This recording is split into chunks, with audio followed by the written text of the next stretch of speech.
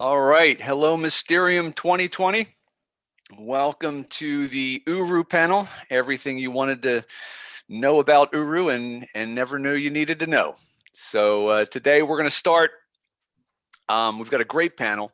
We've got 10 people here who influenced Uru in many, many different ways. And to get us going, what I'd like to do is go around the table and let each person introduce themselves, and then we'll start in. So I'm going to go via who I see first on my screen. So Tim, if you wouldn't mind, just a quick intro and we'll move from person to person. Hi, I'm Tim. I was a composer and sound designer on Uru and Myst V and Riven, and worked at Cyan for in Spokane for about, I don't know, 7, 8 years, something like that. Yeah, that's me. Thanks, Tim. Katie?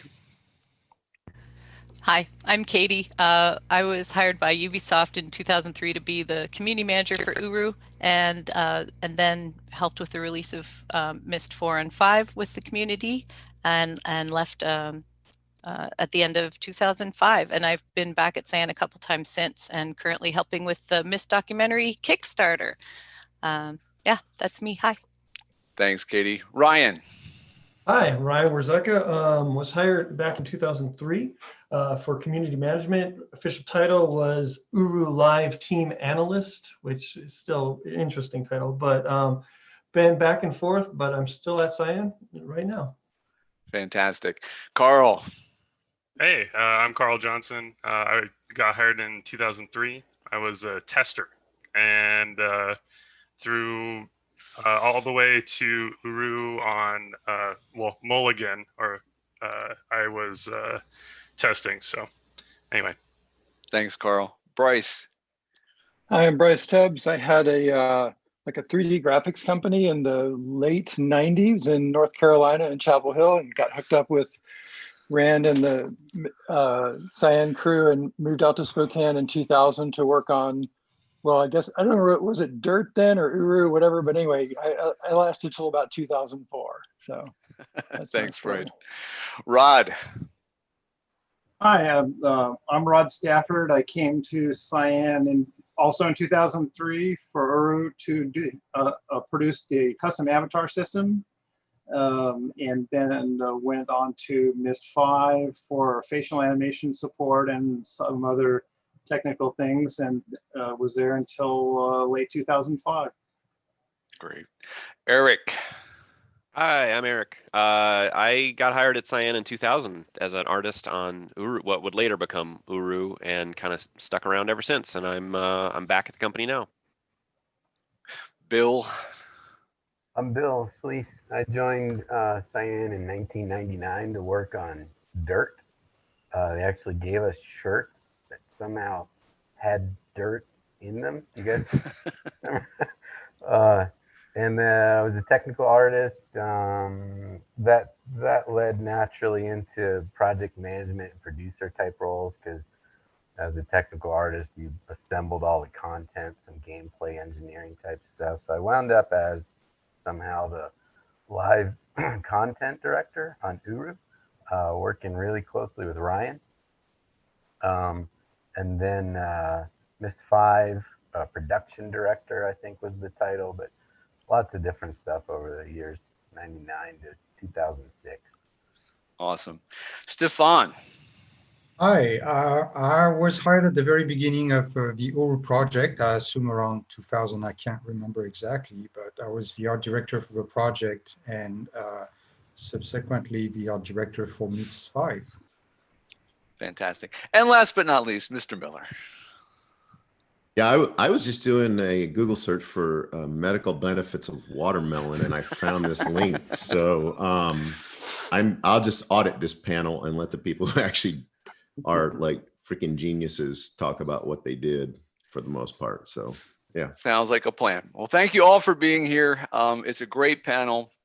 And what I'd like to start with, I'll share my screen real quickly. We're going to try and organize this. This is a lot of people, a lot of ground to cover.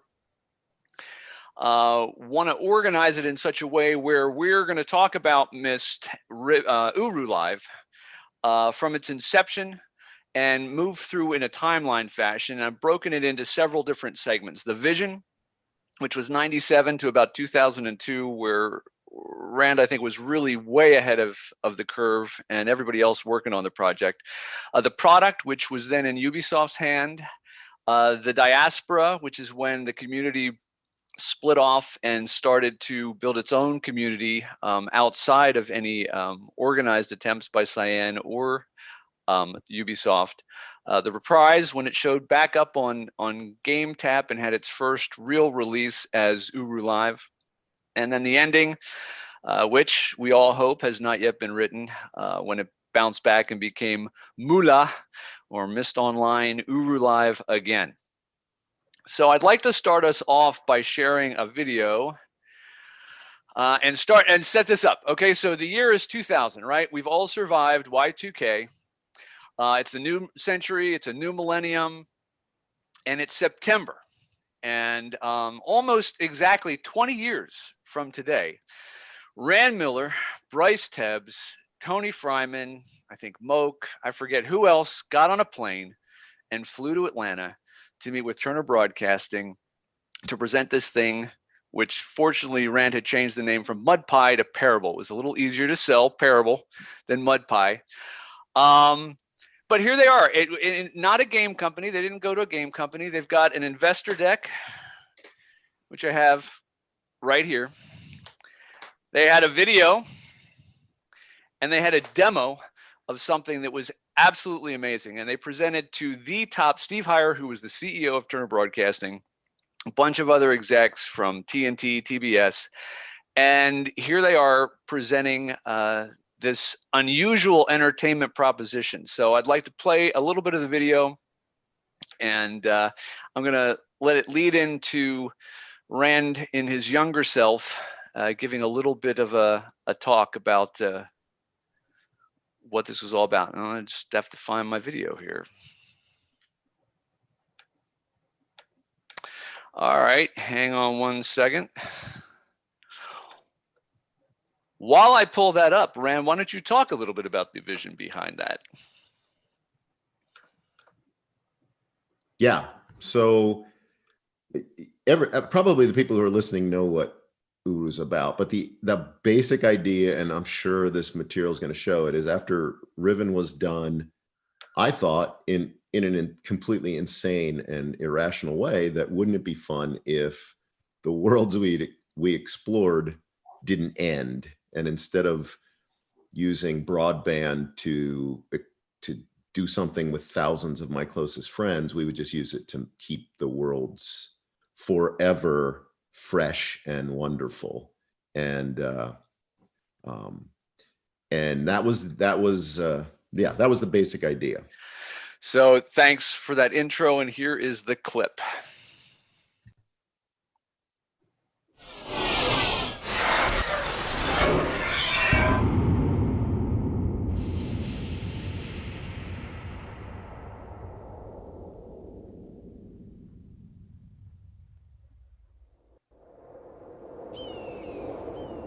What time is it?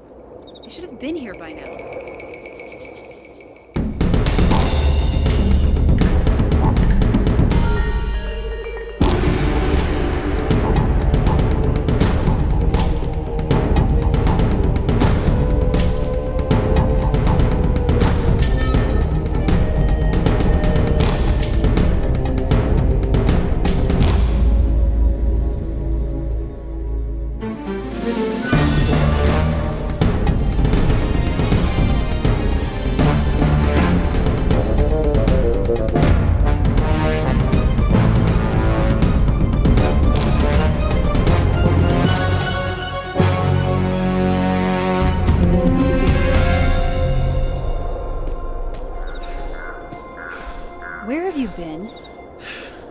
Everywhere. Whatever. Come on, let's get going.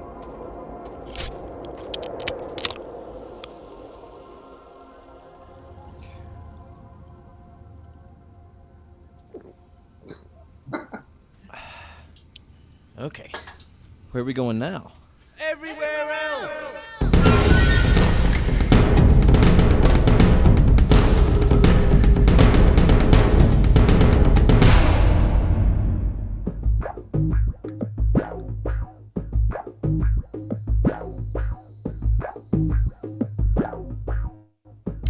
you know, making Mud Pie was kind of an easy decision because it's the same thing we did when we made Myst. We built a beautiful world that was immersive, that people like to go to, but we also built it just at a time when there was this new technology called CD-ROM that people were anxious to embrace. All right, there is Rand and his younger self. So what was amazing about that, and you go back and you look at that clip, is you realize how much of Uru was there, at least visually there. The music was there. I mean, it was an amazing event. But the amazing part was it was all in real-time 3D. I mean, this is before World of Warcraft. This is before lots of other massive multiplayer games. And Rand, to do that, you had to bring in Brice with this real-time engine. So Brice, do you want to kind of talk about the early days and when you first connected with Rand?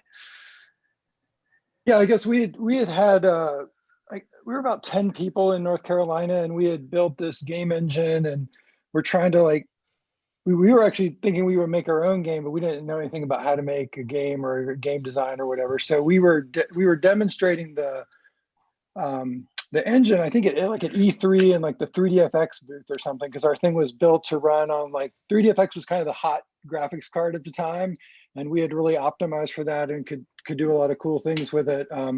You know, Mark and Moose and some of those guys had just done some amazing work, and so I guess maybe Mark DeForest maybe and somebody else from Cyan saw it, and that's how we got hooked up. And then we did some test scenes, like taking some Riven data sets and trying to see if we could recreate sort of the look and the feel of like a real Cyan thing with that. And that all went pretty well. And eventually I guess Rand came out to North Carolina and we started working together, and we did that for about, was it like a year before we kind of eventually gave up and we all moved to Spokane? Feels like it. Yeah. So hard to remember now, but that's basically how we got hooked up. So then, yeah, so we had this technology platform, and then we sort of just married it to their art. And really, like, I just have to say this, like I tell people all the time, the way to make your technology look good is to hire good artists, and Cyan had the best, and that made a huge difference. That's right. It was, you know, the other thing, when I was doing the research for this, I didn't put the two and two together. So Real Myst came out in 2000. So during the course of you building all of this amazing Uru stuff, you also decided to totally redo Myst. So that was really the first instance of real-time 3D for Myst. Am I correct? Yeah. So yes. So from that step forward, I think Eric, you guys, you and Bill came in about the same time, about 2000, right? I think Bill beat me in the door by a few months. Yeah. I think you were, yeah. But yeah, I was part of that first big push because if I remember correctly, the pitch was to have 36 artists or something working around the clock in shifts, and so we could keep this thing churning. And so there was this huge push to get all of these people in the door. Rand, do you remember how quickly you guys ramped up from once the Headspin people were up north? No, I remember a few artists came with them, and then we hired, had to ramp up with a bunch more. But it was, it's what you said. We had to fill the pipeline with. So. Yeah. I do hope we'll get to the part about just how insane all that was, like the things that we thought we were going to be able to do, because I think that's important. Definitely get to that part. You can tell by how tired Bill, Eric, and Rand suddenly looked when asked the question. They all went you can tell. No, so at the time it didn't feel like that at the time though. In retrospect, to Brice and I were actually joking over Twitter the last couple of days, knowing this was coming, and he was like, I forget exactly how he put it, but he was like, essentially, we were too stupid to know any better how big this thing was that we had just bitten into. At the time, that's how things get done. Yes, no, he's right. But at the time, it didn't feel like that. At the time, it felt like it was just fun. It was so much fun. How much content do you guys think was being developed during that time? Because again, going back at the video, So Rand, you started. This is the other thing of getting stuff done. You started into Uru like right after Riven, right? I mean, it was you guys shipped Riven, and other guys would be on the beach doing something, but you suddenly had this idea, and is that right? It started right after you shipped Riven. Yeah, for just concepts. You know, it was Rawa and my brother Ryan. You know, we tossed around a lot of ideas and decided what the essence, what we thought at that time the essence would be, and it evolved over time. But yeah, we started writing on design stuff. Yeah. Now the other big thing that was so different about Uru than the previous Myst games is that there were people, lots and lots of people. So Rod, you want to tell us a little bit about the avatar system and the challenges there? Well, originally the content was all in place. Everything worked really well in the game world, and my job essentially was to make it more versatile and more detailed, I guess. You know, offer more options for morphing your avatar so that the URU idea was more meaningful. And actually, do you want to kind of talk about that URU idea? Because that was a big part of the play on the name, right? I mean, Uru was like Sumerian for what, deep cave or something like that, but it also URU. Yeah, and that's where I focused most of my energy was how do we make the highly customizable avatar still look really good and be customizable to your skin tone, your eye color, the morphing from thin to not so thin, and all those features. I think were part of the challenge, and people really seem to appreciate that. Yeah, for sure. So Stephan, how did you come into this picture? Because at this point things are up and running. And now there needs to be this kind of creation of this Dunny culture visually. Yeah, it's an interesting story because I was doing concept for a theme park in films. I had actually just finished working on it for Star Wars, and I was not necessarily prepared to work for the game industry, except but I had seen Riven, and it was clear to me when I had seen Riven, so some shift was happening visually. And artistically, I thought, the game industry, I think, was ready for pushing the envelope in terms of visual after looking at that game. And I had thought to myself, if there was ever a company I would like to explore and doing some concept design was Cyan because of Riven. And sure enough, they had put an ad in Cinefx looking for an art director. But timing was really perfect. So I approached Rand and I realized that Rand, I think, was looking for someone who had the experience that I had at the time, someone who had worked in different mediums and different sides of the industry, but also had some kind of a narrative and a cinematic approach to the work I was doing, which is what his game was all about. And I didn't know that really necessarily at the beginning, but I've discovered that. So we had a meeting, and I think, everything kind of clicked together. I think we were kind of thinking, alike in terms of the vision that he was trying to create and my take on that and what I would do with it, how I would expand on the graphic and the design that had been established and all the stuff that could have been created. And that was the beginning of, 4 or 5 years of really exciting and incredible work, with a super team of people. I mean, it was like it was said, it's like it felt like a playground. I mean, it felt like fun every day. That's fantastic. So Eric and Stephan and even Bill, like from the artistic direction and the amount of assets that were being created, how were you guys creating a consistent cultural theme through all the various different elements? Even though you had all these different worlds to go through, it still all felt Dunny connected. It's interesting. You brought up Real Myst, and so my first task there, day one, was to start working on the Maze Runner in Selenetic Age. And as a Myst fan, I I couldn't believe what I was getting to do. But getting to work on real Myst, like reproduce that in a real-time way, I think really helped a lot of us absorb the vibe, if that makes sense. So that was actually really, it was crazy to do, but it was really smart in retrospect. So Eric, when you came in, were you a fan, or were you just coming in cold and it was a job, or? Huge fan. I tried to get an internship during college. I was in college when Riven was coming out, and like an idiot, I was like, maybe they'll take an intern, and so I sent them an email, and to my surprise, I actually got a reply. Like these human beings actually took the time to reply back, and of course, they weren't going to just have some kid come out and hang out at the office at the time, but they took the time to actually like say, hey, thanks for writing in, and keep in touch once you're out of school. And so I did, and it was a dream job. There were three companies when I got out of school that I would have done anything to go work for, and that was Pixar, ILM, and Cyan, and that one worked out. So all right. So we're almost completing the vision here.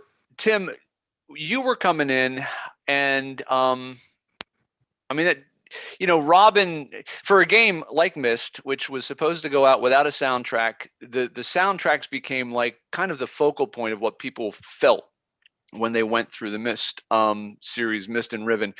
So no small task coming in and starting on Uru, which is a huge project, but also trying to kind of fill Robin's shoes. What was your approach to doing it? Because you did a great job, and it really evolved as Uru having its own sound. So how'd you approach that? Well, first I got to say on that Parable demo, that's what happens when you use employees to do voice acting, number one.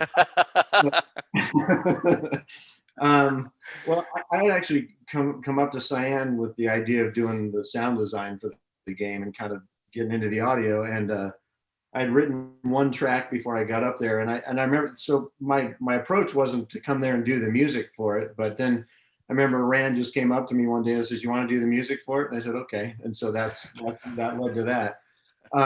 But the idea was to kind of take a departure from what Robin had done in Myst and Riven, and try to do something unique and different. And I think we did. I mean, there was a lot of stuff that at that time was different, kind of a hybrid sound, and bringing in a bunch of different ethnic instruments, and bringing in, we talked about it in the last panel, we brought in some Maasai singers from Kenya who came in and we recorded them at Cyan.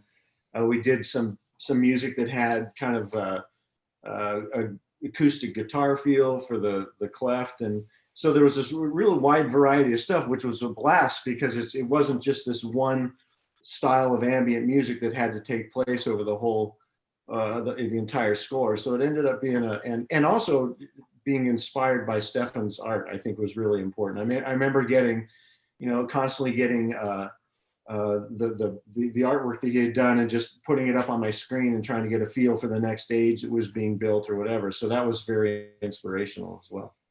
Thanks. Nice. So we've got this vision, and I would just articulate, Rand, I think the one thing, because we're going to move to Ubisoft in a second. So unfortunately, the Turner thing didn't work out. They were very impressed. They wanted to invest. And again, the reason for Turner was because Turner Broadcasting had seen that content to fill a pipe was an important thing. And that sounds very business-like and not very artistic. But Ted Turner had bought the Braves and made TBS a superstation. He had bought the MGM library and the Hanna-Barbera library, and made TNT and TBS and all that stuff. And so as broadband was evolving, this is the late 90s, early 2000s, Turner Broadcasting saw that they needed new content to fill that broadband pipe. And that's where Rand's vision for Parable at the time really aligned. And unfortunately, then we got bought by AOL, and our investment money went out the window, and Rand had to go off and find another investor, and they found Ubisoft. So now it comes into Ubisoft. You're adding a few more people. We're going to add our 3 remaining panel members in just a second. But Rand, if you wouldn't mind just saying, Ubisoft had an idea. and they kind of tweaked your idea, because I think you had thought this was digital only content. This was a new medium, just like TV was a new medium or CD-ROM. This was what the future was going to be. And Ubisoft didn't exactly see it that way. So if you could kind of set us up, and then I'll bring in Kha'tie and Ryan and Karl. Yeah, it was the best of times, worst of times. It was amazing to have gotten accomplished what we got accomplished, where we could actually go in and demo this for people, where, you know, it was live demos, and we got people's attention. Ubisoft was impressed. Microsoft was impressed. We had, you know, people's attention and everywhere. Ubisoft jumped on board because they were going into broadband big, and we thought it was a good match, and we'd worked with them before, and blah blah blah blah blah. And I think in the end they just shut down their Ubisoft.com division. I think in the, you know, looking back, they were probably had in mind that they would do that, and that's why they had us produce Uru as a disc product. And in my mind, it was, you know, it's not a bad thing. It's a positive Trojan horse to kind of let people get the game, play the game, and then pay monthly if they want to go bigger. But I think in their minds, it was an option to get their money back and go on to other things. Yeah. So at this point, I would like to introduce Ryan. You guys hired Ryan to be community lead, or whatever that very clever title is that he was given. Kha'tie was brought on by Ubisoft to manage the community, and then Karl was brought in as QA, and has some good stories there. So Ryan, if you want to start off, just how, again, to set it up, Ubisoft was doing a 40,000 trial user beta of Uru Live. Yeah. And so you were working on that with Kha'tie. So if you won't mind giving us a little background. Yeah, working with that with Kha'tie and with Bill, you know, and just making sure I'm on. Okay, yeah. Yeah, you know, when I got hired in, it was 2003. I knew this was coming. I'm a big fan in the community all to this time. And so it was one of those things. I remember getting the phone call from Brice to have the interview, and then being interviewed by Bill, and it was it was a dream, right? But yeah, coming in, it was knowing that, okay, now we're gonna have to talk to the community and deal with issues, and, you know, talk to the design team. What was their plan and vision for these live events? Because that was the big thing. It wasn't that it was just going to be static, or there was going to be gameplay that just was fired off. No, it was going to be these live actors, you know, and that was a crazy thing, for crazy vision. But I still love it. I still love it to this day. And so working with Rand and the design team and the live actors and trying to, you know, wrangle when events were to happen. I mean, it was exciting. You know, we were doing that during the beta. We were doing that, you know, prior to the beta. Rand would come into the game, or Richard would come into the game, and all of a sudden you'd have a gathering of people, and then that message would then spread off. You know, I think Ubisoft was worried that not everyone was getting the same message, and I think that hindrance, or that worry, kind of made us have to turn and do things differently, and that's where the single player game kind of came about. But I think Kha'tie can say a lot more from the Ubisoft side of community management. What were your thoughts over there, Kha'tie? Well, I just want to say that, Ryan, I remember talking to you before either of us even smelled the Spokane air. Like, you sent me a message when we were still in Cyan chat. You're like, man, I'd love to work there someday. I'm like, go for it. Like, if I was 20 and single, and, you know, I'd move to Spokane right now and work there. And I know you were talking to a ton of people who said the same thing. And then, so then the next summer when I went to Mysterium, so 17, 18 years ago, you actually said, do you have a minute? And you brought me in to Eric's office, and Bill was there. And if it wasn't for you and Bill and Eric, you know, sneaking me peeks at Uru, I would never have blurted out, if you guys ever need help with the community, let me know. And then suddenly I'm, on a short list of people being interviewed by Ubisoft. So I wouldn't be here right now. I wouldn't have this room full of paraphernalia or have these, hundreds of friends that are, some of whom are watching right now. Like it's been an incredible career in games, and a lot of it's been with you guys. So at Ubisoft, I think there were a lot of, there are two kinds of people that were working on Uru at the time. There were the business guys that shut down Ubi.com. So the Matrix, Shadowbane, those got shut down at the same time as Uru. But there were also the guys like Seb and Joe who just, they saw the vision, they loved it, they wanted it. Like they still to this day reminisce about how epic it was and how game-changing it was and visionary and different. That live stuff, even though we were all like, sweating, had flop sweats whenever we were doing it, that was incredible. It had never been done before, and was so special, and is still special, as everybody who's playing MOUL can tell you right now. We'll never lose that. As much as we lost what it could have been, we still have it. It never went away. There's people in the cavern right now. 21 yesterday in the cavern. Like, there's just people in there because of your vision and because of all that stuff, and the hard work and long hours you put into it it didn't go away. I hope you guys realize that. So let's talk about that. So Karl, you came in QA, and so what was the approach? I mean, for those who don't know and didn't experience Uru live and just played Uru the game, there was a lot going on in real time. As Ryan was saying, there were live actors being dropped in. There was content, and when I say content, it's not just like a TV show. It's like it's software content. It's new worlds being put in, linking books, all this stuff. How did you manage tracking that stuff and even testing the infinite possibilities? Yeah. When I started, Greg and Vicky and there's a few other testers. They were all there and they were testing this thing, and I somehow got through the interview process as like a teenager, and they actually set me on just the single player game. I was playing that, and I didn't know anything about this game. Had no clue what it was. Again, Kha'tie's got a background in this. She's got a sneak peek. I'm just going in blind. So they're play the single player game. All right. So I play it. This is like interesting. I'd heard about MMOs before. It was like EverQuest and some stuff on the horizon. So I wasn't really expecting a game like this at all, and that you could make that a multiplayer game. I remember giving feedback about how I hated the Teledon Bridge. I really hate that Teledon Bridge. I got stuck there. There was no gameplay element leading us to there. But I guess kicking around rocks. And yeah, so then they go, okay, well, why don't you try the multiplayer component? And there's a team of people playing, right? And so what they do day in and day out, what we did, eventually I joined that like online group.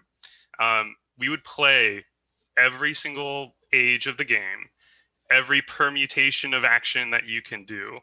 And we would have these giant reams of paper printed out. Like it looked like if you were to just go to like Office Depot and just buy like the 100 sheets of white paper, that's what we used. Just there was text on them, and then someone had to go through that and then like collate that data. And at the time, a good buddy of mine, Derek, he was working there, and he had started this project about converting all those like test plans, all those reams of paper into like a web service. And yeah, so I ended up taking that over, and he went into production. And so I built this system that helped convert all that stuff into something that was, an online application that we could get that data instantaneously. And we worked with Ubisoft as well on testing. There's a number of bugs that came from them that were very questionable. Lots of funny stories there if we dig a little deeper. But yeah, a lot of people were involved with the online part. And yeah, when just as things were ramping up for me, the understanding of all the online components, it ended up kind of spinning down, and that's when Ubi kind of pulled it, and they were moving our efforts over to taking the content that was coming out and then putting those into expansions. So, but yeah, it was tough, and every time something would come out, before that, we were all like super concerned that we missed something, and everything ended up going mostly fine. But yeah, it was a tough endeavor for sure. No, it was amazing. So we think we figured out how it was managed somewhat. We found this picture of Bill managing the project plan here. So Bill, you want to kind of explain how this works? Yeah. That's life size too. Right. Yeah. Actual scale. That's actually from Myst V. But that is I mean, we had a lot of talented people working on a lot of different stuff. And in terms of putting the content together in a deliverable package, it was surprisingly not that complicated for most things. The engine was fantastic in that regard. At the beginning, when it was Dirt and MudPie, we had some basically visual tools to assemble things, and you're like a front end to a database, and you're working with that. But then later on, they added the ability to script in Python, so we were able to do a lot more complicated things. But some of the things, and this was in particular, this was the process of filming David Stiers, and I might be getting ahead of the timeline, Blake, so stop me. Just a little bit. So let me stop you there, because I do want to bring Rod back in again on that specifically. Speaking of Uru specifically, I did want to tell Brice. Brice, at some time, it was probably 2003 or 2004. Brice, I was now the live content director, whatever that was going to mean. And Brice said, Bill, what tools do you need to run these events and things? And I wanted to let Brice know that I'd been working on that question. And I think I have some answers now. So talk later. So Brice, this is the other thing. Massive multiplayer games, this was to scale huge. I mean, at the beta trial, there were 40,000 users. How is your technology holding up under that and the possibility to scale to millions? You're muted. Sorry. I don't think we had any idea what we were doing, like what we got into when we started. I mean, we went from the company had gone from pre-rendered hypercard point and click to real-time massive multiplayer, design your own character, episodic content, new gameplay paradigms. I mean, how long could that take, Rand? 18 months? We could just knock this out. It's not really a problem. So, I mean, we were just inventing everything as we went, we had voice, we just decided it'd be good to have voice. Now everything has voice, but we had to figure out how to do that. There was no you just grab the voice library off the shelf. We were just inventing all this stuff. We made our own networking libraries. We made it. So most of it worked really badly for a while. And to be clear, so people who didn't get to play Uru Live, there was voice over IP, right? You could be in your character. You had rods modified. You could modify your avatar, and you were running around talking to people as if you were there. Yeah, and we had to test that stuff. I recruited 4 people out of the Cyan chat room to be the first explorers, right? It was Melinda, and I can't even remember who all the people were so long ago now, but there was 4 people to start with, because we just needed people that could suffer with how bad it worked and would give us feedback. And then we knew they were motivated enough to put up with the fact that it worked really badly, but we could still get feedback from them and help out. Yeah. So, Eric, how much? So Brice mentioned the episodic content. So, how much content was being produced at this point? Oh my God.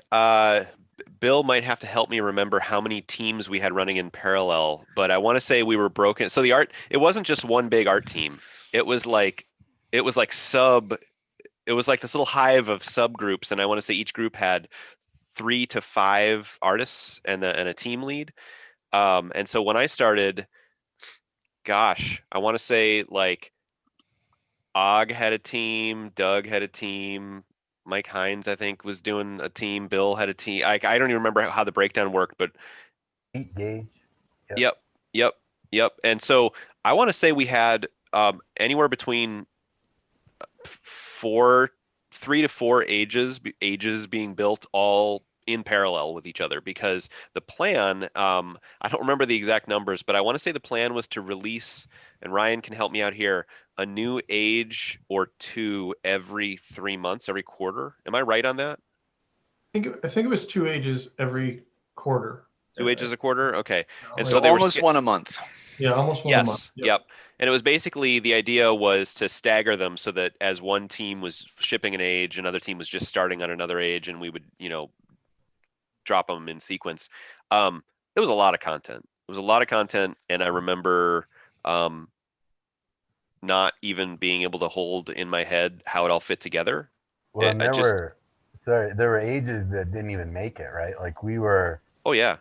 There were several ages that went. There was a whole process, right? Design, implementation, testing, and so we had this sort of, like Eric described, kind of a tiger team set up. So yeah, 3 to 5 people, and it was a joy because we had the opportunity to pitch ideas. So we would get together in our tiger teams and design some things, and then show them to Rand and Rawa and Brice, and some of those would get selected, and you pursue those a little bit more. We actually prototype.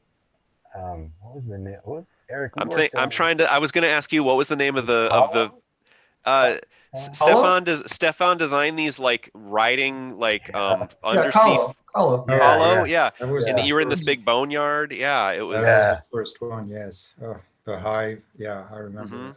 And Bill was leading the charge on that. He was sort of in charge of that whole effort, and we would play test it, but it was genuinely fun. Like we would be hollering at each other from our different cubicles, like playing this game, and that never even made it into any form of the game, I don't think. No. So going back to the TV metaphor, this was really building up tons of content, just like a TV series would create all the content and then release season 1 and so that they had a nice spacing of once a week for serialized television, but once a month maybe for this. This was a totally new model for moving forward with an entertainment product, right? And so that brings us now to this kind of what I would call the fall, or the shift, or the schism of Uru, right? So Ubisoft releases the product. It's doing well as a game. No complaints there, selling off the shelves. I think it came out before Christmas, right? In 2003. Kha'tie, you're managing this huge, thriving community inside of Uru. I think it was about, at least rumor was, it was about 40,000 people altogether, maybe 20,000 active. And Ubisoft gets cold feet and pulls the plug on everything. And to be fair, it wasn't just Uru. It wasn't that there was something wrong with Uru. They pulled the Matrix, and I forget what else they had live at that Shadowbane. And they pulled the plug, and it was over. And there was this collapse of the community, and but the community wouldn't let that go. And so there was a professor, actually an associate professor across the street from Turner, Celia Pierce, who had actually did a study for her doctoral thesis, and she wrote this great book called Community of Play. And one of the things she coined was this diaspora. And the diaspora usually refers to the Jews leaving Israel and being spread throughout the world and carrying their culture and civilization with them wherever they went.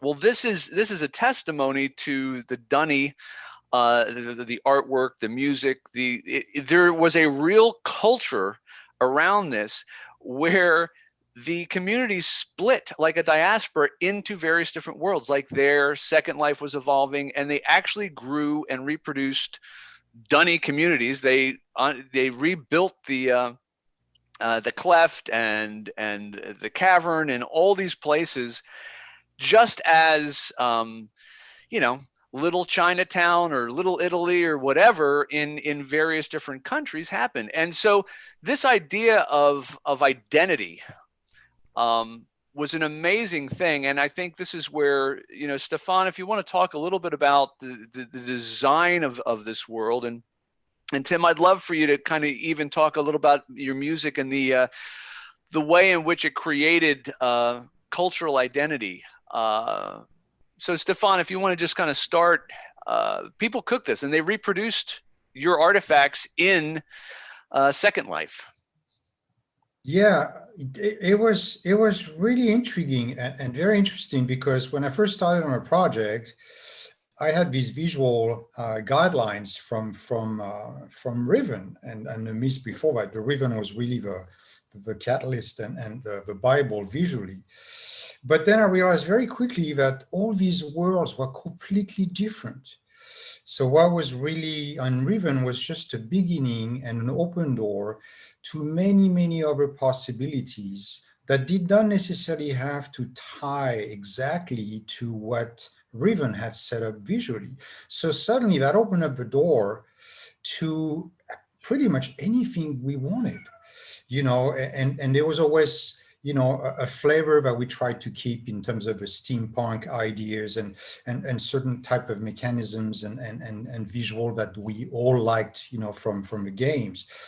But we also were able to kind of think of stuff that would have never kind of happened, you know, prior to Uru. And so, you know, when you look at all these ages, everyone is a new discovery. So to me, visually, I mean, that was like nonstop kind of thinking about, okay, well, what is it that we can do next that we haven't done before? You know, and then every time try to create something more challenging, more intriguing with a new type of puzzles, and try to kind of glue all these with these Donnie that you try to understand that are always kind of there and that lead you, you know, to all these different portals, but you never really quite know, you know, so you experience all these different visuals, you know, constantly. So in a sense, I would say it's great because you are, or especially I did not get stuck. You know, I could have done the same thing in one visual style on and on and on. I would have been fine. The fact that we were exploring this very, very different world with this very different concept allowed us and me to kind of really break rules and create things that were constantly exciting. Yeah.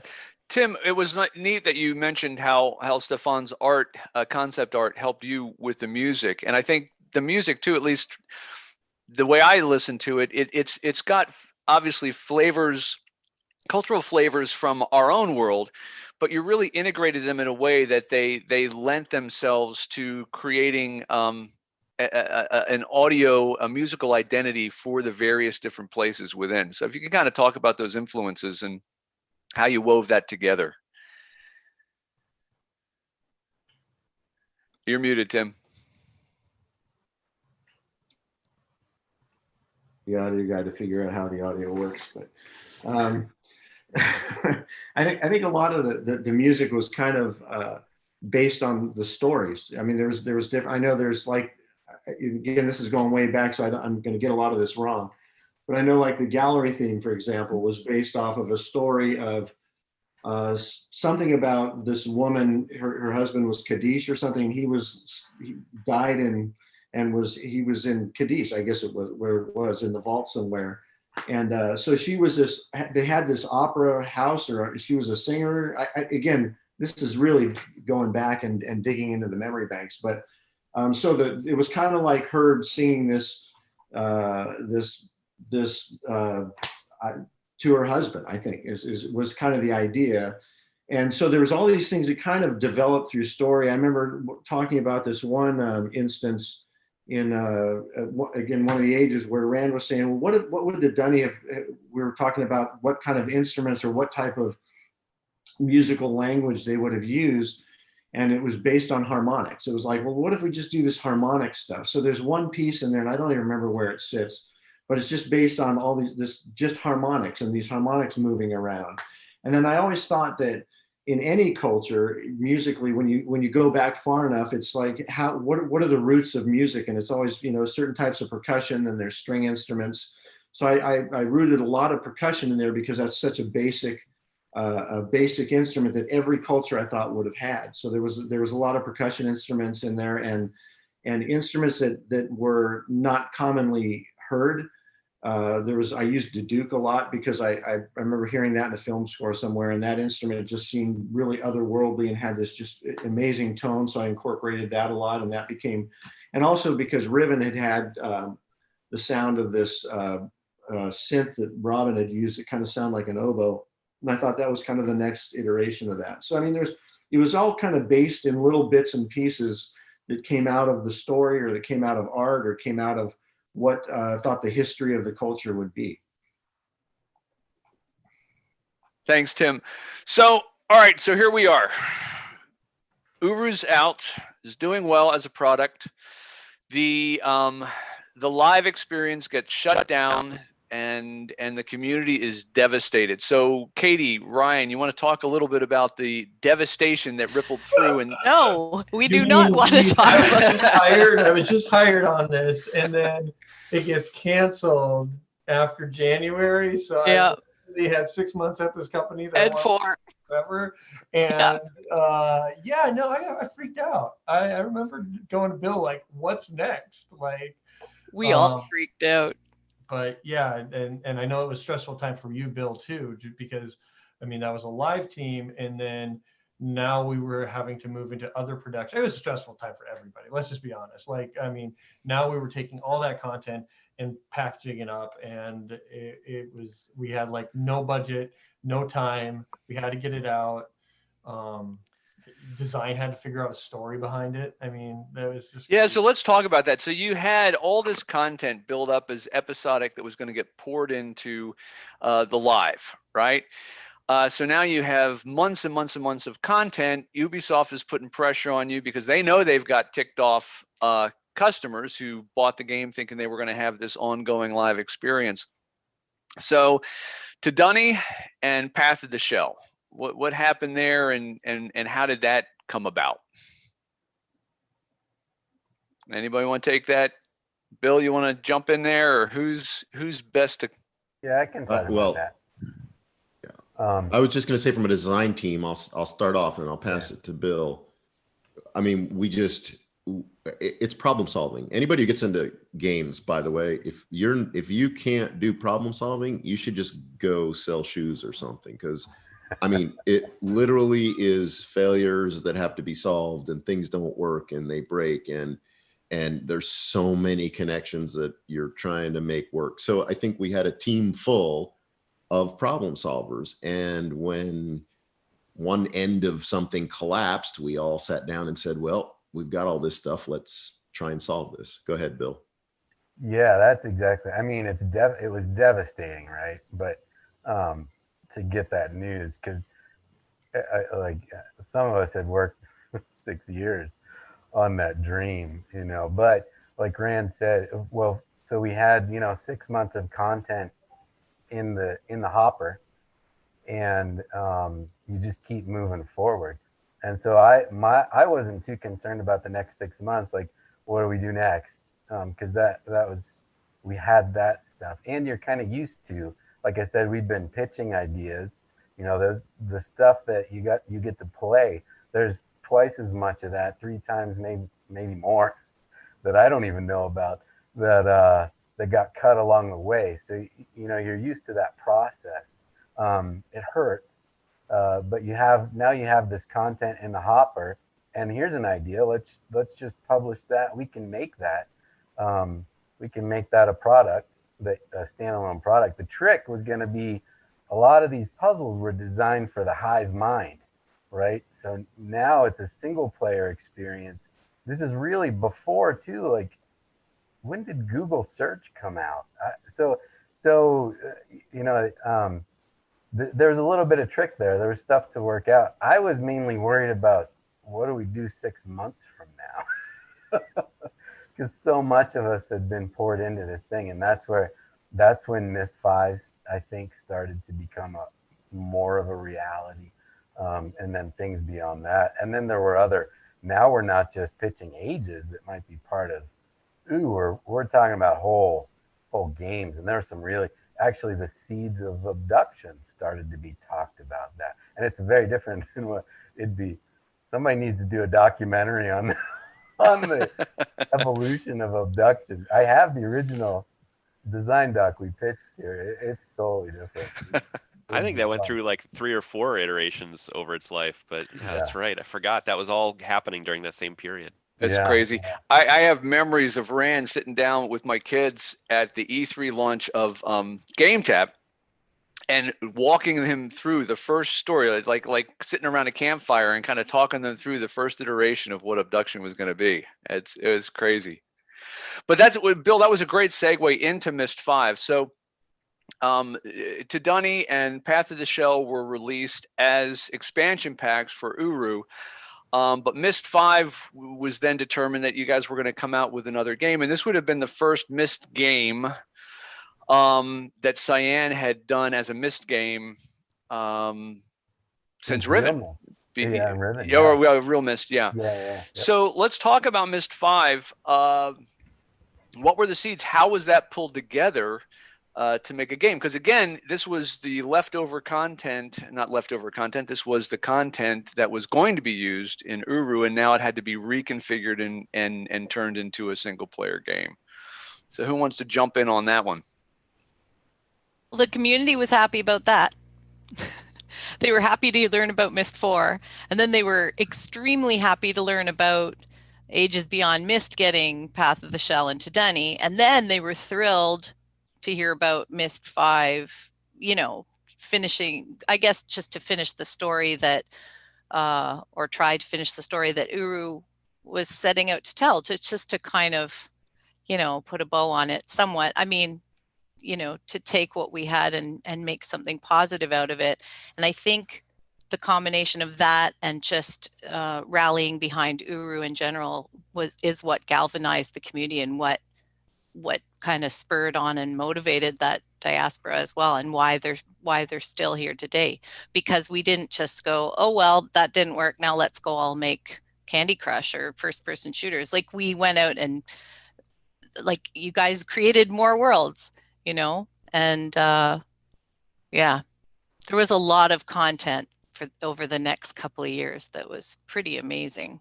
And there was a big technology shift there too. I have a little clip, if I can find it here, that I can share. Actually, GameTap Entertainment, Michael Wachalonis, one of the content directors there, created the making of Myst V, and there's a great clip here. I'll just play a little bit of this.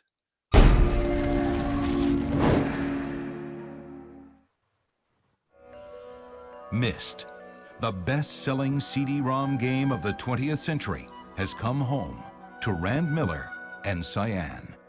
Myst V, End of Ages, would test the limits of their technology. In 2 weeks, the game would debut at E3. Pressure to perfect the game's unique face mapping began to mount. Animation. Okay, so I'll stop it there. And Rod, you want to kind of talk about what that's all about? Well, you have to remember how long ago this was, but facial capture really didn't exist at that time. But in the industry, my peers in the character development part of the game industry, a lot of them were starting to talk about this idea of applying the video clips of texture mapping in real time to the faces of characters as a precursor to real facial capture, which is common now. And so I was able to convince Rand and Tony and Moak to let me experiment with that a little bit, and so built my own version of the modern helmet and camera rig, which we used to some effect for the facial performances in Myst V. It was really interesting, and got to do some really fast original thinking that led to what we see in the game. It actually is truly, I mean, you have to look back at it and recognize how early on that was, but the facial integration of that live video, the way you did, was really quite amazing for the day. And it was my favorite. Still, one of my favorite part of that process was filming David Ogden Stiers in the booth and his many interesting, entertaining comments during the shoot. I actually learned a lot technically from him because he was from LA and had seen more technology than I had really at that point. Probably it was very entertaining. That was great. So the other thing in Myst V that was new was the whole tablet reading and drawing. Who came up with that, and how did that get developed? Brice? No, not Brice. I think I was Bill? gone by All right, then, who did it? Eric, We had yeah. well, I mean, we wanted to read a tablet and we wanted people to write on it, and we thought, oh, we'll just use a neural net because I've heard that word before, that term before. Somebody go make a neural net and we'll do that. Yeah. Go ahead, Bill. Yeah, Eric Anderson, the other Eric Anderson. We had two Erics for a while. One's a programmer. He went off to NC Soft work on Guild Wars, and I don't know where he is now, but he he told me one day, he's like, Bill, what are you doing? I'm doing this. Eric, what are you doing? I'm building a neural net. I'm like, you're doing a what? So yeah, he put together a neural net to train the tablet. And we had friends and family, and then extended family, and people. You need a lot, like machine learning, you need a lot of data to make it work, right? So we tapped in anybody we knew who would sit down and draw symbols. And yeah, Karl, how many QA cycles were done on symbol design? Oh yeah, probably weeks, I would say, of probably 6, 7 testers, something like that. Yeah, it was a perceptron was the specific machine learning mechanism. And yeah, we did it. Ubisoft ended up doing it, and I remember their testers sending over some very interesting drawings on the tablets. But yeah, no. Oh yeah. I know who you mean too. But yeah, it took quite a bit, and even we were trying to find people, so it was more than just our QA department or Ubisoft's. It was like Bill was saying, you just found bodies who could draw, and you got them drawing. Or in a lot of cases, couldn't draw. All right, so that brings us up to Myst V. Any other stories you guys want to share on Myst V? Because that was quite an effort. I mean, the amount of time you guys had to put that out. What was that? Stupid. It was stupid. It was about nothing. I want to say it was about a year. Yeah, I was going to say almost less than a year or something. Yeah, like that. Which sounds like a long time, but it was not. That was crazy. Yeah. I've never worked on a game that came out that quickly since ever, and never will. And to this day, it's a little bittersweet because there was a lot of stuff in that you've already, technology and art, that we all poured our hearts into. We just had other directions for it. So at least it got to be seen, but it always felt like, okay, it was remapped into something else. And I don't know, well, I do know that it was not what what Cyan would have done had we started from scratch and done that project. Right. I always think of the voiceover at the beginning of that where Atris is going, well, I'm basically dead, and how easy that came. Ouch. I mean, Rand, I'll throw this out there. Wasn't there different versions of even that design doc? Because like, I swear we were going to start with multiple characters, like multiple seers at one point, and then that switched into Escher.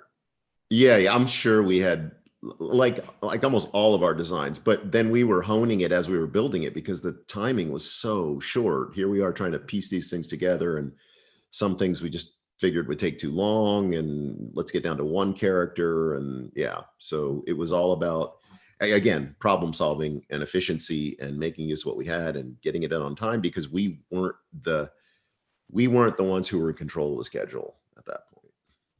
And in QA, we were always being hit with new stuff like the whole time, and then it actually was on Mac at the same time, and it was just lightning pace for us, and all we had to do was observe our findings.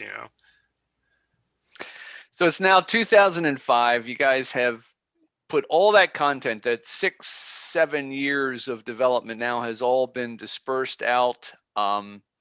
There's not a whole lot left. The business plan had was really depending on subscriptions. The idea is that you could sustain this if you had people paying a monthly amount, and it would grow. And this is proven true over the years, right? I mean, you look at Netflix, you look at World of Warcraft. I mean, all those things that subscription services do really, really well. And I think, Rand, you were well ahead of the curve on that. The problem is now everything's is spent. And so where does that leave Cyan now, 2006? And what do you guys, this is the dark period of Cyan that we're moving into here. This is very dark. We've always been pretty tight family at Cyan. I mean, I love these people who I work with. I really do. We had good times and bad times, but it's fun working with them. And here we are at the end with nothing left to do. We've used up everything just trying to buy some time to figure out what's next, and we can't get anybody to bite on what's next. And there's no money for us because we've spent all our money on the Uru stuff. So we are right up to the edge. And we're ready to close the doors because there's nothing more to do. And we had the talk, I think, gather everybody together and say, this is it. We need to close it all down. And then from over the hill.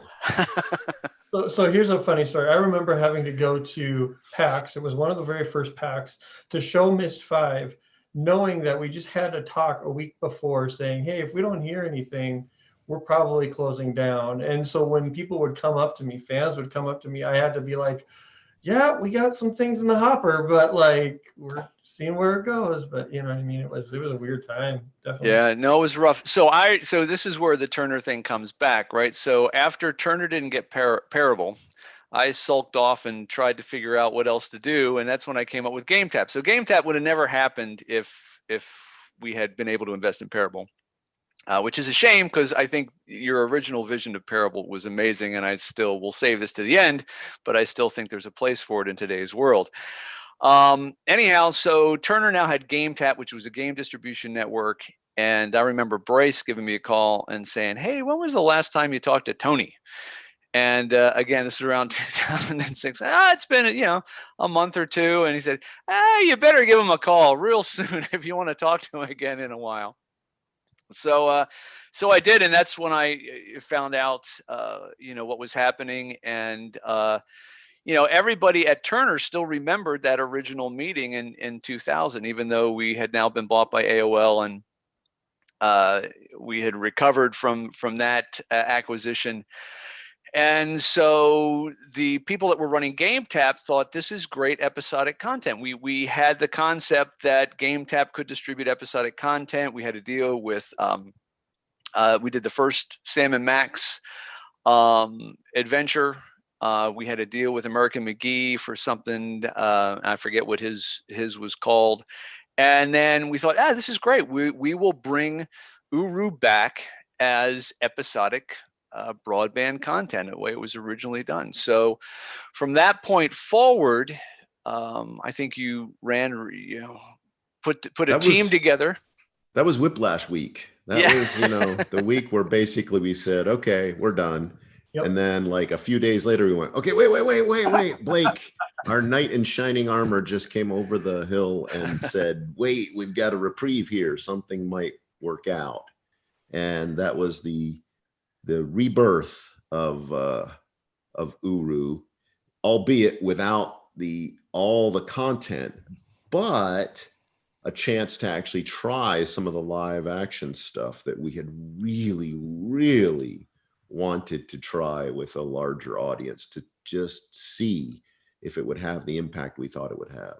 And this was really amazing because, again, talking about starting from scratch, I mean, you really did, because everything had gone out into Dunny and Path of the Shell and Myst V. So it was like, you've got this space. But here's where the community comes in. And I'd like to anybody who wants to jump in, just jump in. Until Uru, the community grabbed this and ran with it. They kept shards. I think there were 27 shards altogether that had been sustained during this course. And as Turner came in to kind of look at it, we actually needed to use that environment to see, is this a viable means of communicating? So how did the community get hold of being able to run their own shards? Well, I think it was Chip who at Cyan had started something with also Eric. Now I'm forgetting his last name, but he was over there at Turner or near Turner. Oh, Larget. Larget, yeah. Oh, wow. They had started working together on some of that content. I remember Chip being really involved in this, but Rand, you can maybe go into that a little bit more. I don't know exactly how it started, but yeah, and Brice might know better, but I know there were core server elements that could be run in other places, and we had to be real careful because some of it was proprietary and licensed and all that stuff. But there were parts that we could run elsewhere, and well beyond my pay scale on how all that worked and how we pulled all that off. And even Mark DeForest probably would be the best one to talk about that now, because he's the keeper of all that to this day. Yeah, I feel like he was involved in that as well, but I can't remember exactly. I mean, Chip obviously was a genius and all that kind of stuff. I mean, for those of you who know, Chip, we hired him when he was in high school. He was like, he had done the website for like his high school in Spokane, and he's another find in the Cyan chat room. And I'm just talking to this kid in the chat room, and it's like, he knows more than the people that I've hired. And so we just hired him. Like his mom drove him to work every day. It was hilarious. Oh, so starting 2006, you had a plan, and Eric or anybody else want to jump in on the creation of the content and the way you guys were going to work this live? I'm probably the wrong person to comment there. I think during this time I was doing weird side jobs for Turner directly. Like that was part of the deal. Yeah. So Rand can probably speak more to what was actually happening in Uru at the time. I'll kick it off. It was very live action dependent. I mean, everything that we would have wanted to feed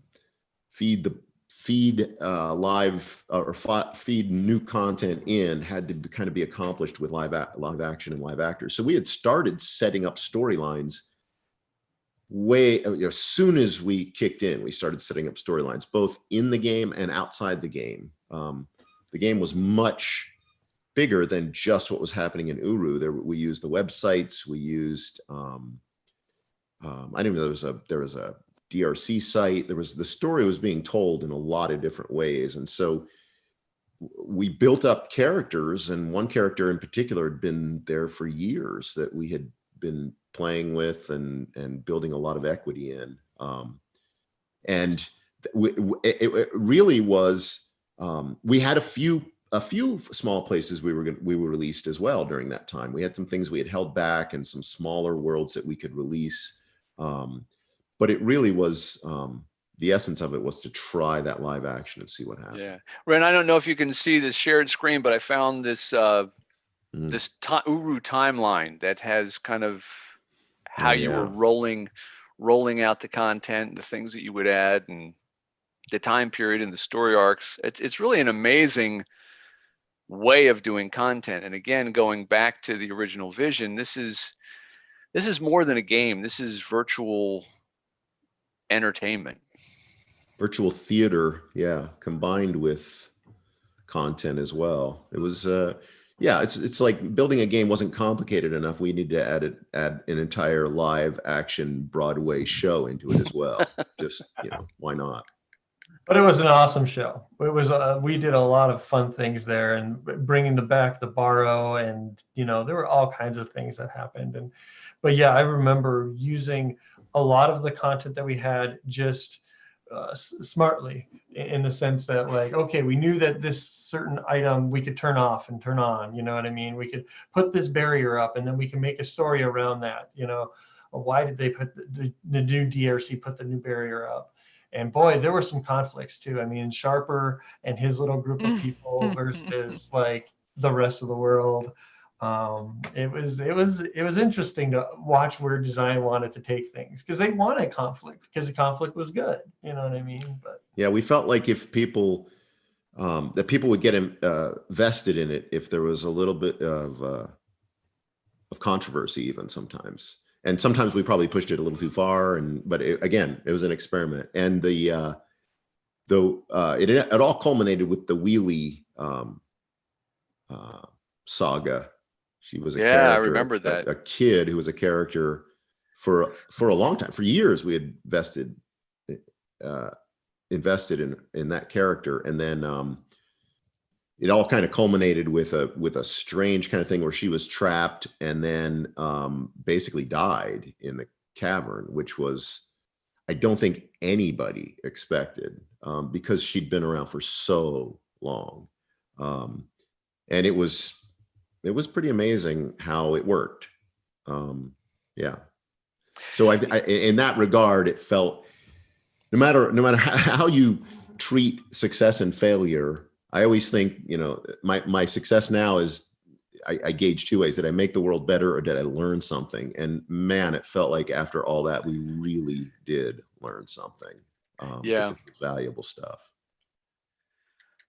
All right, cool. So that just one more point on that story stuff, because the idea that you would plant seeds in the community, and that the players themselves would not only become part of the story, but spread it. I mean, if you look at it now, it's the entertainment predecessor to what Twitter is, right? I mean, it's people are planting seeds of ideas in people's heads, and then they take that and it grows and it becomes story. You were doing that within Uru, and again, it's an interesting way of creating an interactive story, right? Where you're not really have any control over it all, other than just dropping grenades over the wall and seeing what happens. Yeah, we experimented with a lot of different things. Some of the most fun were actually getting. We realized early on that there were certain blessed characters that when they showed up, people knew that they were part of the storyline, and they would gather around them, and anything they said was kind of canon, and they could be passed on. But we decided that those people could actually gather other actual players under their wing, and they would kind of bless them by proxy. And we weren't sure how far that would go or how they could be used, so we tried a lot of experiments with that too. There was a couple fans that got in really deep as part of the storyline. I mean, they experienced some stuff that nobody else got to, and as a result, kind of they were in this weird hybrid between the actors at Cyan and normal fans. They were part of the story in a big way. That was a great experiment too, and I think that was very successful. That's great. So that gets us to the end of, it was a year run. It was a single season in TV terms of Myst Online, Uru Live. That came to a sad end. The fan group, again, I had a a letter here. Sandy Resnick, who was the director of licensing at Turner at GameTap, sent me this before he left, because we eventually had to close down GameTap as well. And it's this really heartfelt letter. And let me see, maybe she's here in the Mysterium, but she sent postcards from this is various different postcards of her experience inside of Myst Online Uru Live. And at the very end of it, she expresses that it's Deanna Trento from Australia. And she expresses that she understands that Turner probably paid a lot of money for Myst Online, and but that for these reasons, I ask you to please consider returning the rights of Myst Online Uru Live back to the wonderful and creative explorers who love it, whether that involves passing enough rights back to Cyan Worlds or hosting a static version of the Cavern on GameTap.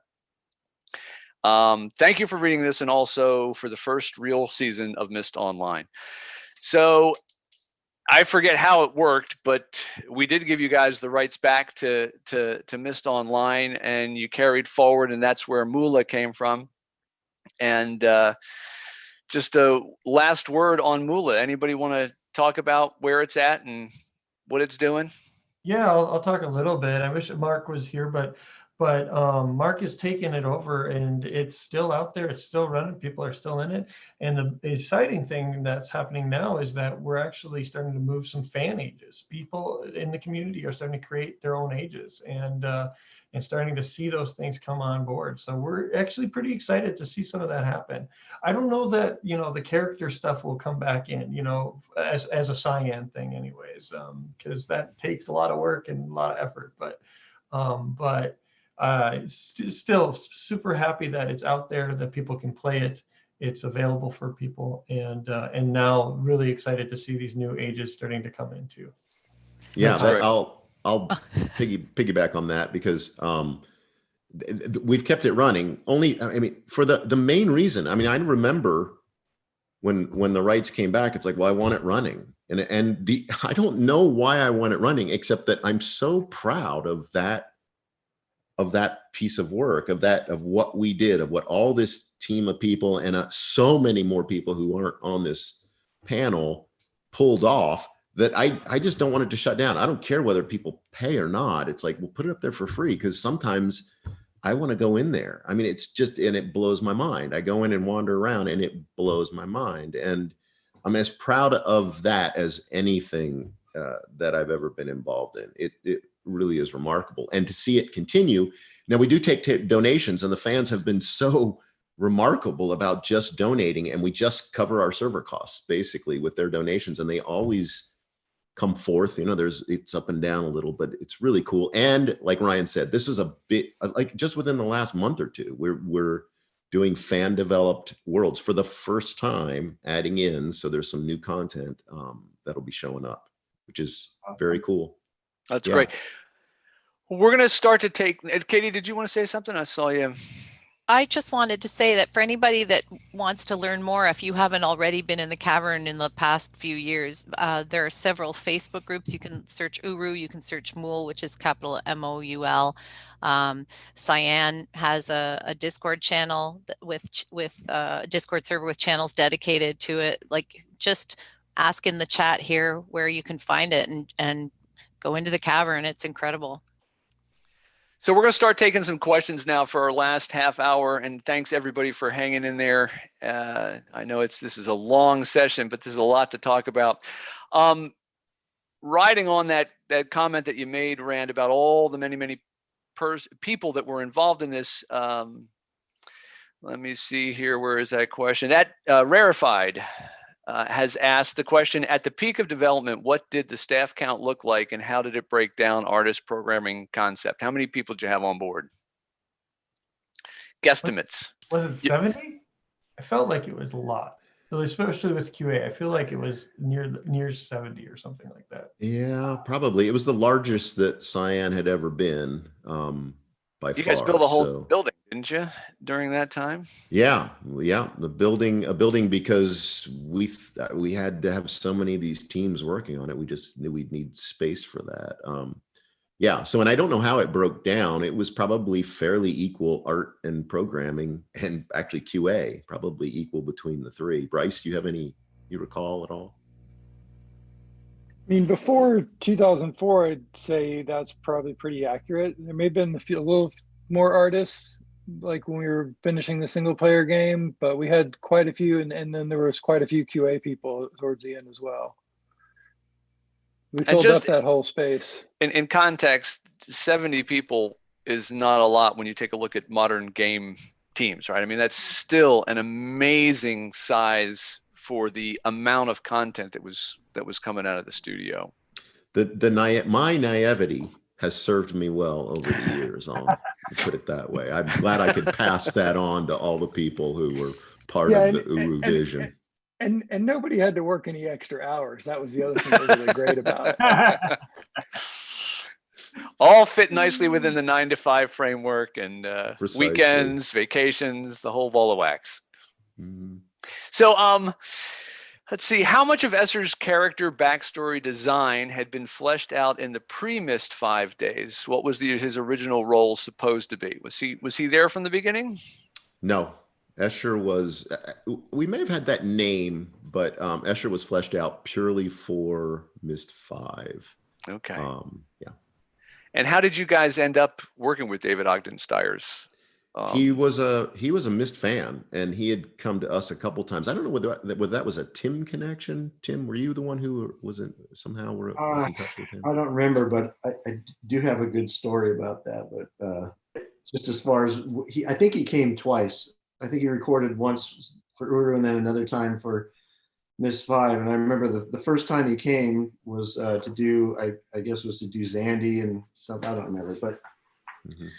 I think he was set to record at 10 o'clock, and so I got in there about 8:30 or something, and he's sitting in the parking lot. He's already there in his car. So I invite him in, and so I had to, and I think Rand was even late that day because we had our recording that set up for 10 o'clock. So I had to sit in my basement studio there with David Stiers for about an hour and a half entertaining this guy. And I was a big fan of this because as a kid, I'd watched MASH all the time. But we were really, I think by his agent or somebody said, you don't bring up MASH. You don't talk about his roles or anything. So I was talking to him, and he starts talking about, he starts playing me his mixtape of marching band music, which is like my least favorite kind of music. I had to listen to that before we finally got the session started. And ironically, my career before coming to Cyan, I was a trumpet player for years, and I played in the California Symphony, which he actually guest conducted once. And so I'd actually worked under him at one point as a conductor, and he apologized profusely for that. But I remember then in the session, I think it was this one where he was recording the Escher character, and Rand and I were sitting there. And I don't know if someone else was in the session or not, but the first time he said Dunny. And he put this glottal stop in there and said "Dhni" or something, and we kind of looked at each other like, okay, well, we can't really tell him that that's not the way it's pronounced. So I guess this is the new way we pronounce this now. And so then we went out to dinner with him that night, I remember, and he brought a expensive bottle of wine for the chef, and fun dinner. But we had this kind of. The waitress or whatever, the server, came up, and she looks at him and she starts calling him Charles. and I think he put that away real quick. And I realized that I really had wanted to talk to him about his MASH stuff because being a fan and everything. And I realized that I had really spent that morning, his character was always playing this music in his tent for these other guys, right? And playing his French horn along with his music that kind of bothered everybody else. And I realized I just spent the whole morning with Charles. It wasn't. It's awesome. That's a great story, Tim. Thanks. All right. So, Philip Shane, the Myst documentary director, would like to know, And by the way, I will use this as a plug for the Myst documentary. If you haven't contributed to the Kickstarter, please do so now. If you have, please share it with all your friends. Go to themystdocumentary.com and just pepper the world with it. We're doing well. It continues to get up there, but we'd love to pass 200,000 sooner rather than later. So anything you guys can do to do that, it would be greatly appreciated. So Philip would like to know, what is the message you would like the documentary to show about the experience with Uru? And I'm going to open this up to everybody. So obviously Rand, I think has expressed well, but we'd love to hear your thoughts more. But everybody else, you guys all had such an influence on creating something that not everything that isn't successful is a failure. And I think Uru was a great success and really laid the groundwork for the future of entertainment that we'll see coming out.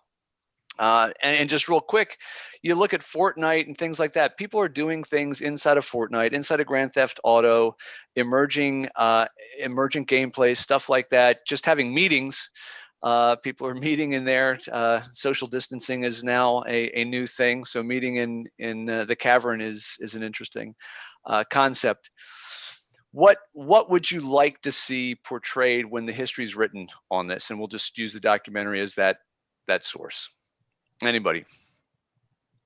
We should have funded the game by making it free and selling clothing. If only we had known.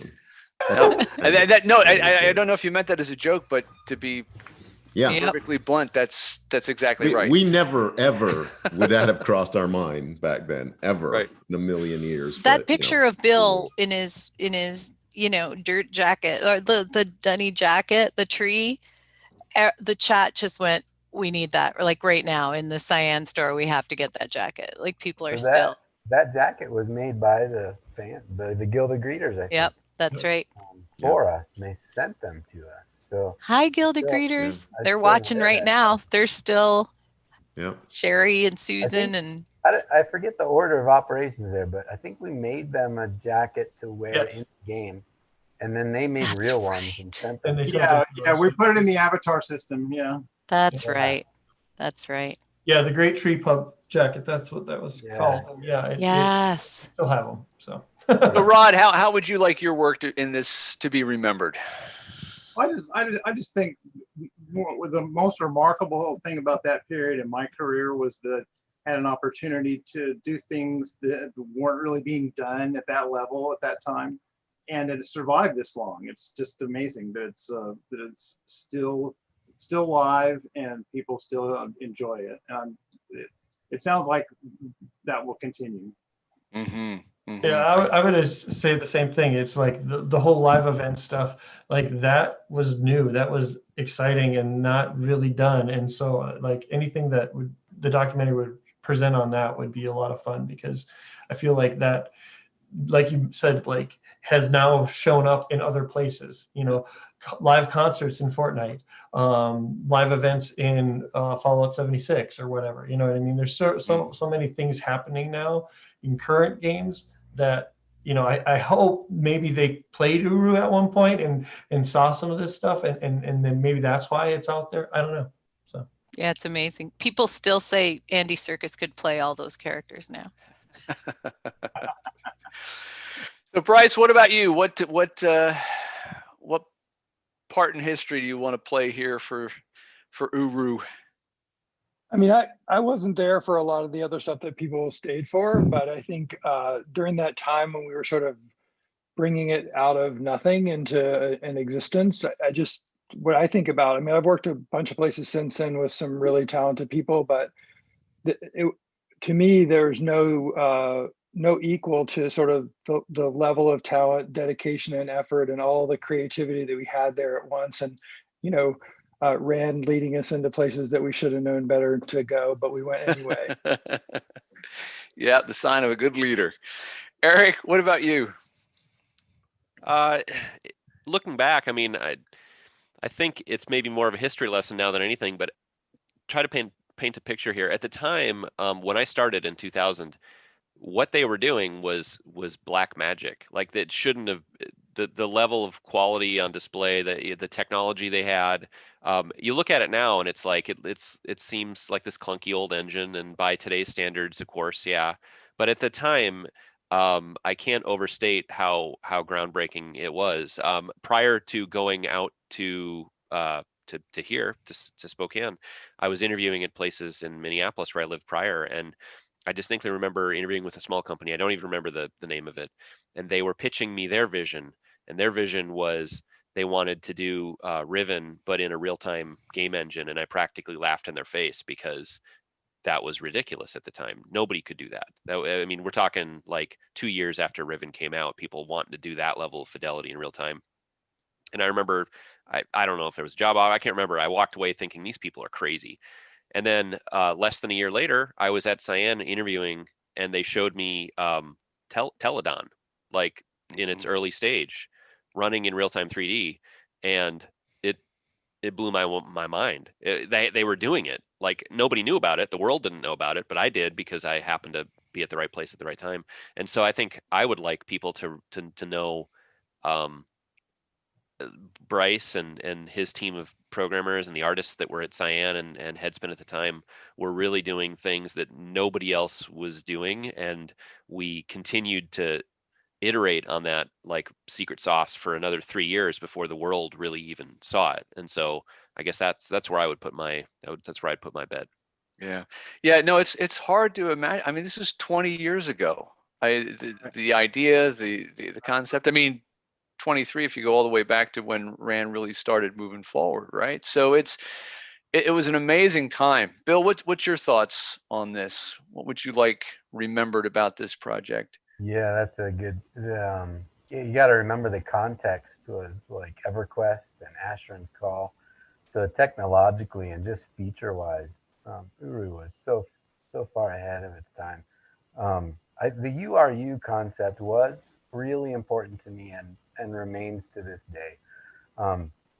I play a lot of MMOs. I love MMOs. But anytime you're pretending to be someone else, or you have some level of anonymity, it's a soil for toxicity, right? So a lot of those communities wind up very toxic and not very healthy.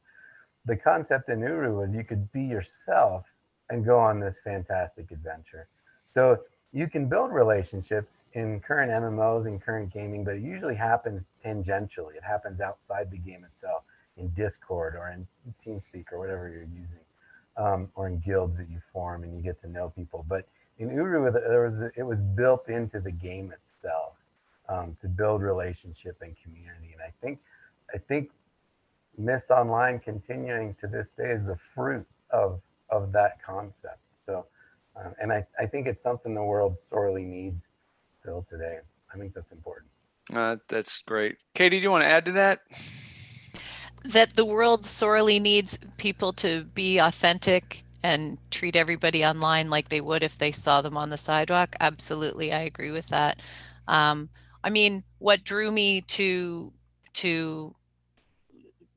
work in this industry was Cyan, and there's a reason it did, because right from those first choices you make in Myst, I knew this was something special. This is, you're not just playing a game. You're living through a story and you're making good choices.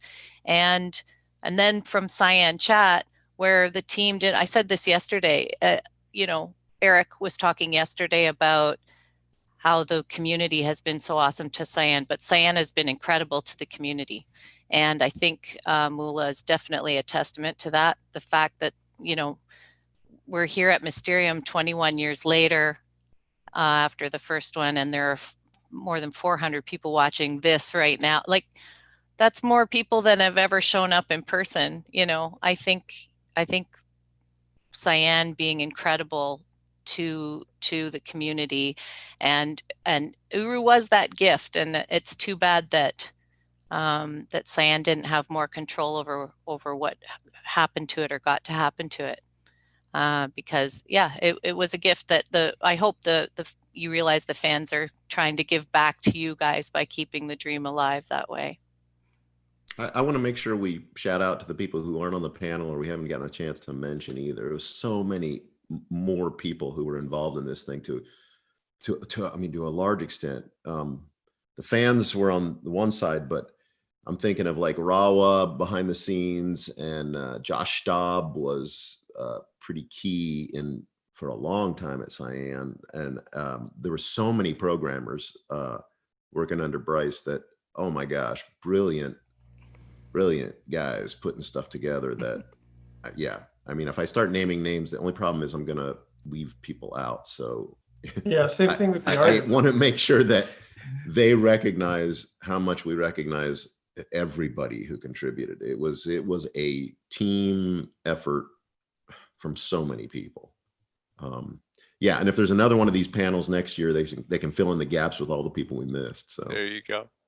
That's good. So I'm trying to get to some questions now to finish this up. So Callum Traveler has asked what input from the other Myst games would reflect into Uru's story as it developed, i.e. Myst 3 and 4. So any Myst 3 and 4 elements? No, not as much. I mean, it's only ancillary to even Myst 1 and 2, to be honest with you. It's the larger Dunny story and where that came from and where that ended up. It's, as that came forward that we were drawing on. So yeah. Right. So Stephan, I have one for you from Alloys. The question is there one particular age you worked on that wasn't released you'd like to see released? See released, I don't know, actually. Ryan might have a better idea, but I think the very first one I worked on, which was the very first experiment in terms of these flying creatures that you ride through these canyons of bones and things like that. We never released this one, correct? No, yeah, that's called. Yeah. That was. And that was a big challenge to kind of try to get people riding flying creatures. But if we can pull that off, I mean, that would have been fun. That would have been fun. Yeah, that would be an internal favorite, I'm sure. I still have the 3D Studio Max files for that somewhere. They exist. And Alloys, I should say, by the way, because of you guys, has his own game in development right now. He was hired to be the community manager for Europe and for Myst Worlds. Now he's working on his own game. So hi, Alloys. Very cool. So I have a correction too. The jacket we were talking about was made by the Great Tree Hood folks, not the Guild of Greeters. We stand corrected. Makes sense. Yes. Makes So, sense. okay. And the Capella is asking, in Uru, we got the guild emblems for several of the 18 original Dunny guilds, plus one for the Fan Guild of Greeters.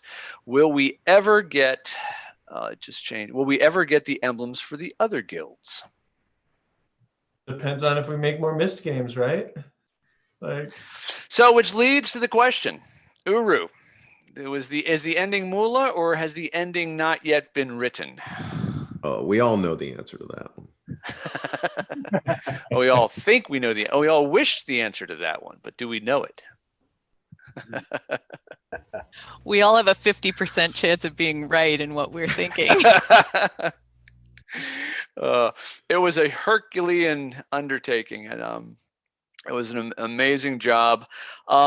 Callum Traveler, how much of the Borrow lore did you develop for Uru pre-cancellation versus how much of it was developed for Myst 5? Boy, that's a good question. I think we had the idea for the Borrow before Myst 5. I think it was all in, it was the whole concept and the whole, all of that was part of Uru. Yeah. I think we doubled that was in down the on third book, pieces of right? it, I mean, yeah. you had the whole Borrow thing in the third novel. Yeah, it can mean a lot of things in Dunny. The Borrow term can mean a lot of things. But yeah, we ramped up the interesting creatures for Uru and then played with it hard in Myst 5. Yep. Okay, and Callum Traveler also has another question here. Will we ever find out what happened to Phil Henderson during the years between his death and the return to Myst Online Uru Live? No. No, not going to happen. Wow. All right. Well, to close this out, I'd just like to go around one more time. Any last comment on, just like we did before with the intros, I'll just start at the top of my screen and go around. Just anything you want to add, anything we missed, any last story you want to share on Uru. And Ryan, I'll start with you. No really last story, just I thank the community for still being around. I'm really excited to see where it goes in the next couple of years. I mean, I don't see it going away anytime soon. So to see the new fan ages go in there, to walk around those areas and just be excited again in Uru is pretty fun. So yeah, super excited to see the community come together and make new things. Great. Karl, what about you? Anything to add? Not a ton. I'm thinking back when I first started, and I had no idea how Uru and this group of people would change my life. And like, it's really cool to look back on and think of what got accomplished. And of course, in the short amount of time and all the talented people that, as a QA person, you're like, oh, hi, thanks for talking to me. No, it wasn't that. But anyway, it was just really cool to have worked with so many talented people and to continue to work with such an awesome team and to just have an awesome group of fans and a cool community. And yeah, I think we're as big of fans of you as you are of us. So it's an awesome place to be. I wanted to say too, Karl, we had a little email back and forth on this. I mean, in this conversation, you've been talking QA, but you're now, you are leading development. We wouldn't have abduction without you. And again, it's, I think, the way Cyan grows talent within its ranks, taking people just seemingly out of the blue with no real connection. I mean, Ryan, I think of you too, is just like, just people that have a passion for this, and they come in different areas and then grow and mature and make significant contributions. So thank you for your contributions to Abduction and to Firmament and whatever else is coming down the pike. Thanks. Yeah. So Brice, any final words? I mean, I haven't thought about a lot of this stuff in a long time, and this has really reminded me of a bunch of things, but like too many to mention. I just want to say just how grateful I am to get to work with all these people and to have had those times and experiences. And I've kept up with Rand pretty well over the year. And yeah, I would love to keep talking about it more. It's kind of fun to just remember things that, like, so many crazy things that that had happened. Well, we're all grateful for Headspin and your contributions, because I know that Rand needed technology in a big way, and he found it in you and your company, and then integrated it in, and Plasma Engine really made it all possible. So Bill, what about you? There's so much. I mean, Brice introduced me to lime flavored tortilla chips. That changed my life. One of my favorite memories, I tell this story a lot. Tim, so at some point during the production of probably Real Myst, somebody put in a feature request for an option to turn off audio. So Tim submitted a counter request for an option to turn off graphics. That was great. But just the closing thought, I guess, is just, it was such a great time. And losing Uru was just painful. Probably one of the most painful things in my life. But I would do it again in a heartbeat. And I think we should. And so if Rand ever, shines the bat signal, I'm ready. So that's nice. Eric, what about you? Oh, geez. Closing thoughts. Just thanks to the community and thanks to Rand and everybody at Cyan, because those were magical years. Those first few years, well, before our dreams were crushed. It was fun. It was a blast, and it was honestly like that was my gateway into the game industry. And looking back now, it occurs to me how freaking fortunate I am to to step there as my first step on the bus and be surrounded by those people and that fan base and all the positivity and support and encouragement. I certainly wouldn't be doing what I am now if it weren't for those years. And I would, if I could jump in a time machine and go live it for a few weeks, I would do it in a heartbeat because it was magical. And it's got me thinking, this whole discussion is like, obviously we can't get that back because time moves on, but like, it makes me realize how much stuff I have on my hard drive that maybe the fans would love a tour of, stuff that they've never seen, stuff. I've got mask models of the mainland city, and I've got Kahlo, and I've got the Bug Cave, and all this. I released some demos earlier this year, and they blew up online. So people know where to find me on Twitter, or shout at our public channels. If you want to see that stuff, let us know. I'll make it happen. Thank you. I'm going to make it not happen and say, don't show it. We might use I take it back. Ryan sabotaged it, so you know who to email now. All right, Tim. Well, Bill, if you'd listened to me and turned off the graphics, that would have solved a lot of problems. Content would have been easy at that point. That's right. We'd have been releasing a new age every week. Anyway, there's too many stories, so many stories that this has brought up, conjured up memories and stuff of, and it'd be great to tell all those at some point, but obviously not enough time. And again, just like everyone else, just thankful to have worked with everybody on those teams and to have had my, sort of cut my teeth on Riven, and how many doors that opened, and as far as just progressing my career and being able to work at Cyan for the period of time that I did with that family there. It was just a great experience. And grateful to this day. I still live in Spokane. I wouldn't have come up here if it wasn't for Cyan and started working on that project. And it's a great life, great place to live up here. And there's so much positive things that came out of that period of time that I can't even begin to express all those as well. But just a great group of people and a great game and a wonderful time. Thanks, Tim. Rod, your thoughts? Well, after 30 years in the video game industry, I can say without qualification that my time at Cyan was the only time when I was in a collaborative team that felt like a family, basically, and people I all admired and still to this day, and I'm grateful for the opportunity and for that memory. Great. Katie? So I feel like I kind of am sneaking onto this panel, partly because I had an early idea for it, but because I got to kind of I got to put my toe in the back door and sneak into Cyan. I've worked for so many places since, and I always say to people, if you love a game or if you love a development team, don't ever work for them because you don't want to see how things are made. Cyan is my only exception to that.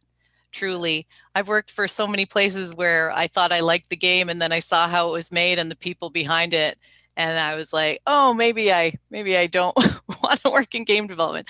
But every time I was at Cyan and any time I had messages or work or tasks from anyone on either side, either on the community side or the dev side, man, oh man, Cyan's a magical place. It is the Disney World for Myst fans, truly, and that's because of the people there and the Cyan family. So thanks for letting me sneak in a side door there.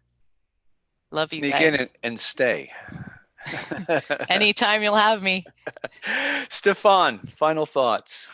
I was going to say, like Rod and Eric, I think the experience was magical. To me, that was the first experience into a game industry. And to these days, I would say for game itself, the best, one of some of the most creative work and some of the most pleasurable. But I think, it's good to remember that what makes a game like and Cyan, a company, is so incredible is that sense of family. It is the glue that makes great games. And I've worked on many other projects, before and after, where it's always loaded with politics and problems. And Cyan, again, like Katie said, it's the exception. There was a sense of family and a sense of dedication, and everybody wanted it and was willing to go a distance, and everybody was excited about that thing from day one.